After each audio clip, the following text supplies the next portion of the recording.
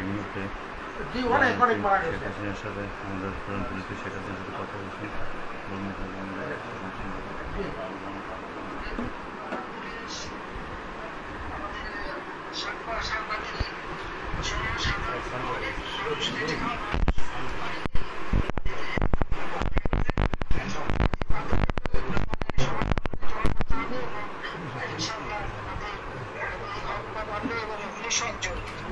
এর বিচারে যাতে হয় সেটা ব্যবস্থা করতে হয়, বিচার আমরা চাই। আর আমি আবার বললাম যে আমাদের আইন রক্ষাকারী সংস্থাকে সব রকম সহযোগিতা করবেন। আবার এই নাম্বারটা আমার আপনি সেভ করে রাখেন। এই নাম্বারটা আমার জাহাঙ্গীর। আচ্ছা ঠিক আছে, ঠিক আছে, আপনি ঘাবড়াইয়েন না, আমরা আছি শক্ত, আমরা শক্ত আছি না, আপনি ঘাবড়াই, আমরা নরমই করি। জয় বাংলা, জয় বাংলা। আবার আপনি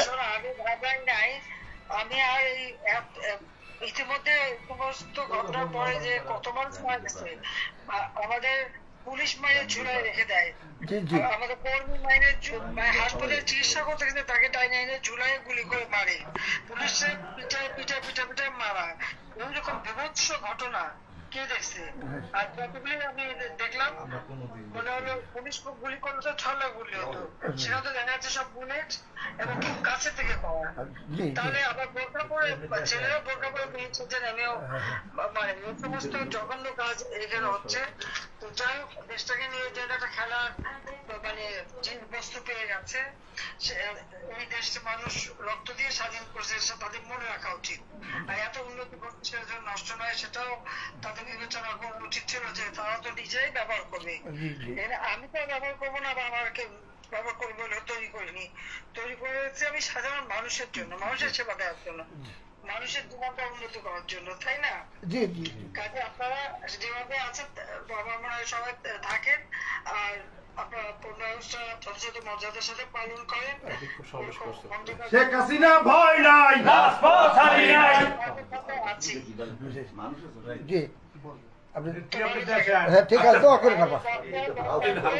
সবাই একটু সাবধানে থাকেন, এখন আর আগে বছর না, জি জি জি জি আপা, ঠিক আছে, ঠিক আছে, সবাই সময় থাকবেন। ঠিক আছে। শেখ হাসিনা ভয় নাই। প্রিয় বরগুনাবাসী, সারা বাংলাদেশের যারা লাইভটি দেখেছেন, মাত্র আমাদের মাননীয় নেত্রীর সাথে কথা বলেছেন বরগুনা জেলা আওয়ামী লীগের সংগ্রামী বিপ্লবী সাধারণ সম্পাদক জনাব আলহাজ মোহাম্মদ জাহাঙ্গীর কবির কাকা, জনাব আলহাজ মোহাম্মদ জাহাঙ্গীর কবির।